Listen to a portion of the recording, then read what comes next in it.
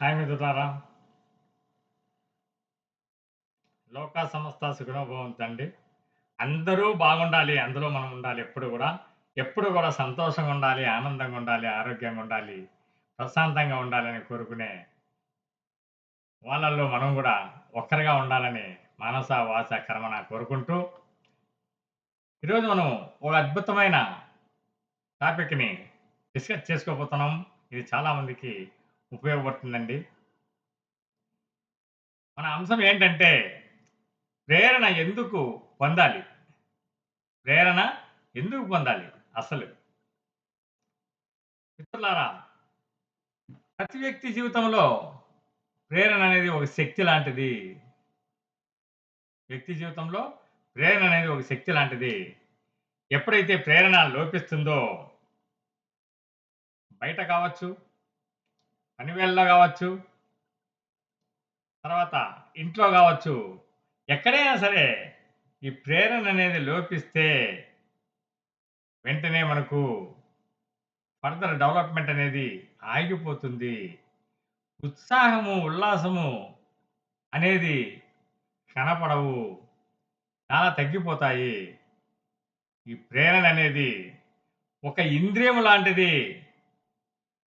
ఒక అగ్ని లాంటిది. ఒక నిప్పు లాంటిది. ఎప్పుడైతే మనం ఇంధనాన్ని పోస్తూ ఉంటామో, అప్పుడు మాత్రమే అది వెలుగుతూ ఉంటుంది. అలాగా ప్రేరణ ఎప్పుడైతే మనసులో రగలుస్తూ ఉంటామో, వాటిని రిపీటెడ్‌గా మనం అనుకుంటామో, అవి సంకల్పాలుగా మారి, వాటి వల్ల మనము గొప్ప గొప్ప కార్యాలు సిద్ధించుకోవడానికి బలము చేకూరుతుంది. శక్తి చేకూరుతుంది. ప్రేరణకు పెద్ద శత్రువు ఏంటో తెలుసా మిత్రులారా? ఉదాసీనత. ఈ ఉదాసీనత ఎక్కడైతే ఉంటుందో, ఎదుగుదలనేది కొద్దిగా ఆగి, జీవితంలో ఏది అవసరమో, ఏది అవసరం కాదో తెలుసుకోవడం కష్టమైపోతుంది మిత్రులారా. అలాగుంటుంది.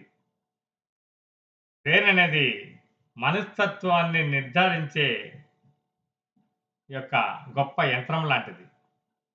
మనస్తత్వం అంటే మనందరికీ తెలుసు.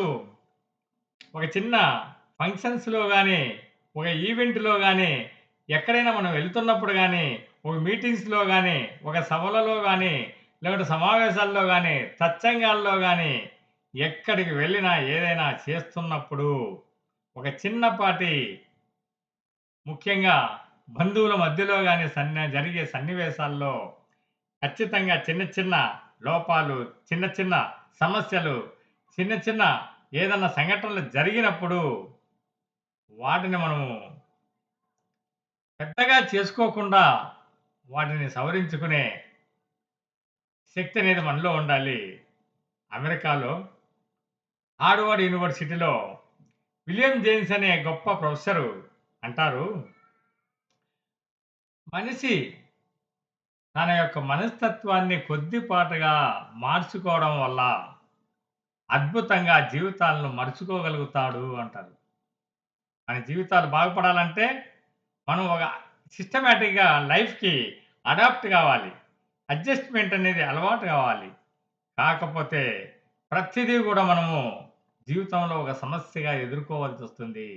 ఎప్పుడైతే ప్రతిదీ గూడా మనం సమస్యగా ఎదుర్కోవడానికి సిద్ధపడతామో, అప్పుడు సమస్య పెద్దదిగా అవుతుంది. ఒత్తిడి కలుగుతుంది. స్ట్రెస్, స్ట్రెయిన్ ఎక్కువవుతాయి. దానివల్ల మరి యొక్క మన గుండె వేగం పెరిగి, అనవసరంగా బీపీ పెరిగి, లేనిపోని రోగాలు బారిన పడతాం మిత్రులారా. అలాంటివి మనకొద్దు.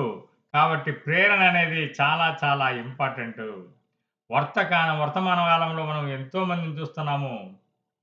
గొప్పవాళ్ళు అయ్యేవాళ్ళైతేనేమి, ధైర్యవంతులైతేనేమి, క్రీడాకారులైతేనేమి, విద్యావంతులైతేనేమి, ఉద్యోగస్తులైతేనేమి, మరి సేల్సు మెన్, గర్ల్స్ అందరూ అయితేనేమి, ప్రతి చోట గూడా, ప్రతి ఒక్కరు గూడా సైంటిస్ట్‌లయితేనేమి, వాళ్ళు వాళ్ళ మనసుని ప్రేరేపించుకోవడం వల్ల, విజువలైజ్ చేసుకోవడం వల్ల, సంకల్పాల్ని పదే, పదే, పదే, పదే అనుకోవడం వల్ల, దానికి అనుగుణంగా కార్యాచరణ రూపొందించుకొని ముందుకు వెళ్ళేదాని వల్ల సంకల్పాలన్నీ సిద్ధిస్తాయి అని నిరూపించారు. అది అందరికీ తెలిసిన విషయమే మిత్రులారా. రోజు మనం చాలా సార్లు ప్రేరేపిస్తూ ఉండాలి. మనకేది కావాలంటే అది. మనం ఏది కావాలంటే అది జరుగుతుంది అని గొప్ప మహానుభావుడు స్వామి వివేకానంద ఎప్పుడో అన్నారు. మీరు మహనీయులు కావాలంటే మహనీయులవుతారు. బలహీనులు కావాలనుకుంటే బలహీనులవుతారు. బలవంతులు కావాలనుకుంటే బలవంతులవుతారు. మీలో ఉంది. మీరు మీ యొక్క మనసుకి ఇచ్చే టానిక్ వల్ల ఆ యొక్క ఆలోచనలనేటివి అంత అద్భుతంగా పనిచేస్తాయని ఆనాడే చెప్పాడు మహానుభావుడు. కాబట్టి మిత్రులారా, ప్రేరణ అనేది ఒక ఆలోచన. ఈ ప్రేరణ అనేది ఒక కార్యానికి సంబంధించింది. ఆలోచన మారితే చేతులు మారుతాయి. చేతులు మారుతాయంటే ఏమి? ఫలితం మారుతుంది. ఆలోచనల ఫలితమే మనకు కలిగేది స్పష్టంగా, బాహ్యంగా కనపడుతుంది. కాబట్టి ఆలోచనలనేటివి అంత అద్భుతంగా ఉంటాయి. ఎప్పుడు గూడా మంచి కావాలంటే చెడు వదలాలి. ఆక్సిజన్ కావాలంటే కార్బన్ డయాక్సైడ్ వదలాలి. ఎప్పుడు గూడా మనము చెడు వదిలితే మంచి వస్తుంది. 2 గూడా ఉండడానికి వీల్లేదు మిత్రులారా. మనం చెడు, మంచి అంటే ఆక్సిజను, కార్బన్ డయాక్సైడ్ ఒకే పీల్చుకోగలమా? అలా అని ఆక్సిజన్ మాత్రమే తీసుకోగలమా?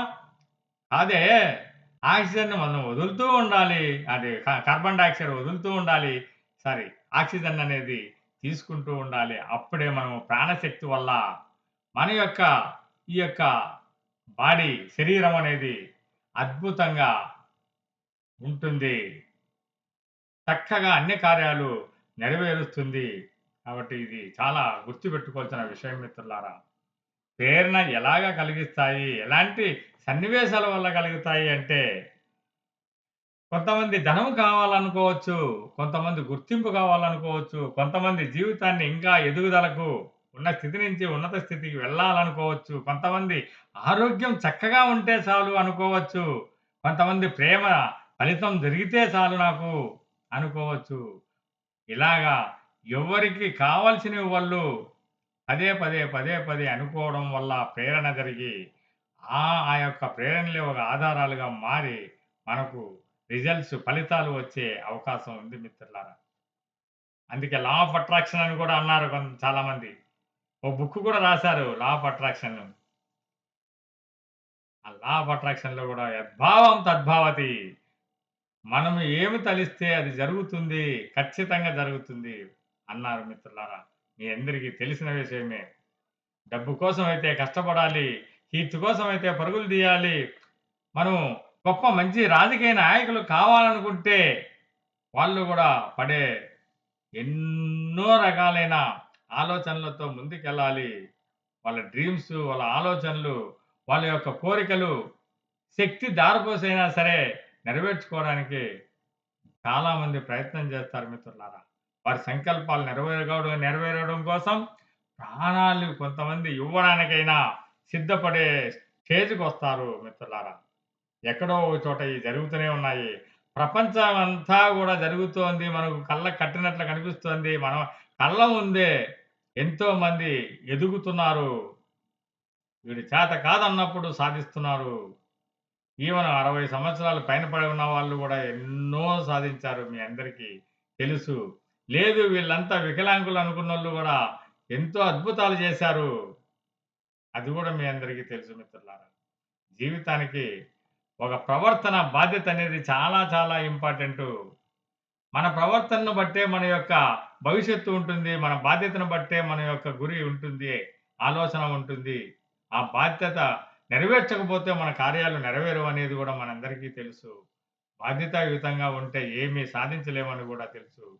ఎప్పుడు గూడా ఈ 2 గూడా చక్కగా నెరవేరాలంటే దృష్టి కోణాన్ని మనం మార్చుకుంటూ ముందుకు వెళ్ళగలిగితే అద్భుతంగా మనము ఏదైనా కార్యాన్ని సాధించగలుగుతాం మిత్రులారా. అద్భుతంగా మనం సాధిస్తాం. ప్రేరణ అనేది ఒక నిప్పు లాంటిది మిత్రులారా, మరొక్కసారి గుర్తు చేస్తున్నాం. దానికి కావాల్సినంత ఇంధనం పోసే కొద్దీ అది ఎలుగుతూనే ఉంటుంది. అద్భుతంగా ఎలుగుతా ఉంటుంది. ఎప్పుడైతే ఇంధనము పొయ్యకుండా ఆపుతామో, అప్పుడు ఆటోమేటిక్‌గా అది ఆగిపోతుంది మిత్రులారా. కాబట్టి మనం ఎప్పుడూ గూడా ఆలోచనకు మనం పదును పెట్టడానికి ఎప్పుడు గూడా అద్భుతమైన పాజిటివ్‌నెస్‌తో ప్రేరణ చేస్తూ ఉండాలి. ప్రేరణ చేస్తూ ఉంటే ఆ ప్రేరణే మన వెలుగులాగా తయారయ్యి చక్కగా చక్కటి ఆలోచనలతో బయటకొస్తుంది. ఆలోచనలు ఫీలింగ్స్‌గా మారుతాయి. ఫీలింగ్సు ఒక్కసారి యాక్షన్‌గా మారుతుంది. యాక్షన్స్ సత్ఫలితాలను ఇస్తాయి మిత్రులారా. ఇది అద్భుతంగా ప్రాక్టికల్‌గా నేను గూడా అనుభవించాను. ఎప్పుడో 8దో తరగతిలో నాకు తెలియక ముందే ఈ సబ్జెక్ట్స్ అన్నీ గూడా ఇతరులను చూసి నేను గూడా ఒక గొప్ప ఇంజినీర్ అయితే బాగుండి అనుకున్నాను మిత్రులారా. ఆ తర్వాత అంచెలంచెలుగా చదివి మరి బీటెక్ కంప్లీట్ చేసి తర్వాత ఎంబీఏ కంప్లీట్ చేసి ఆ తర్వాత ఇంజినీరింగ్ సర్వీసెస్ రాసి ఫస్ట్ అటెంప్టే గొప్పగా నేను ఐటీఎస్ ఇండియన్ టెలికమ్యూనికేషన్ సర్వీస్‌లో సుదీర్ఘంగా 25 సంవత్సరాలు పనిచేయడం జరిగింది మిత్రులారా. ఇయన్నీ గూడా మనం అనుకుంటేనే జరిగేటివే కానీ, ఈ సాధ్యం కాదనుకుంటే స్వామి వివేకానంద అన్నట్లు సాధ్యం కాదనుకుంటే బలహీనపడతాము. సాధ్యం అవుతుంది, సిద్ధిస్తుంది. యూ కెన్ విన్ అనుకుంటే మనం ఏదైనా సాధించగలుగుతాం మిత్రులారా. మనం ఎప్పుడు గూడా సాధించాలనే తలంపు మాత్రమే ఉండాలి గానీ, సాధించలేము అనే నెగెటివ్‌నెస్ ఎప్పుడు గూడా మనలో ఉండకూడదు. సాధిస్తాము, సాధిస్తాము అనేది ఒక ప్రేరణగా ఉండాలి. ప్రేరణ అనేది 2 రకాలు మిత్రులారా మీ అందరికీ తెలుసు. బాహ్య ప్రేరణ, అంతః ప్రేరణ. బాహ్య ప్రేరణ అనేది బయట నుండి దొరుకుతుంది. అంతః ప్రేరణ అనేది మనసులో, హృదయంలో వెలుగుతుంది మిత్రులారా. ఎప్పుడు గూడా బాహ్య ప్రేరణ వల్ల వచ్చేది సమాజంలో ఒక గుర్తింపు, పేరు ప్రతిష్టలు, భయము వస్తుంది మిత్రులారా. ఈ భయం అనేది ఎలాగా ఉంటుందంటే పెద్దలు ఏమన్నా తిడతారేమో అని, ఉద్యోగం ఏమైనా పోతుందేమో అని, ఎకనామికల్ స్కార్సిటీ వచ్చింది, రిసెషన్ వచ్చింది. దానివల్ల నా ఉద్యోగం ఊడుతుందేమో అని, ఇలాగ బాహ్యంగా మనకు కలిగేటివన్నీ గూడా, ఆ ప్రేరణలన్నీ గూడా మనకు కళ్ళకు కనబడుతుంటాయి మిత్రులారా. వీటి వల్ల మనకు 3 స్పష్టంగా కనిపిస్తుంటాయి మిత్రులా. ఒత్తిడి పెరుగుతూ ఉంటుంది. అంతేకాదు మిత్రులారా నాణ్యత అనేది పెరుగుతుంది. మన పనిలో పని చేసేటప్పుడు ఒత్తిడి పెరిగితే నాణ్యత తగ్గుతుంది. నాణ్యత తగ్గితే ప్రొడక్టివిటీ తగ్గుతుంది. ప్రొడక్టివిటీ తగ్గితే కంపెనీకి లాస్ వస్తుంది. అంతేకాదు మనకి చెడ్డ పేరు గూడా వస్తుంది మిత్రులారా. సృజనాత్మకత అనేది, క్రియేటివ్ థింకింగ్ అనేది తగ్గుతుంది మిత్రులారా. డిప్రెషన్ అనేది వస్తుంది. కాబట్టి ఎప్పుడు గూడా బాహ్య ప్రేరణ అనేది అంత పవర్‌ఫుల్ కాదు మిత్రులారా. నెక్స్ట్ రెండోదొచ్చి అంతః ప్రేరణ. ఇది చాలా చాలా పవర్‌ఫుల్ మిత్రులారా.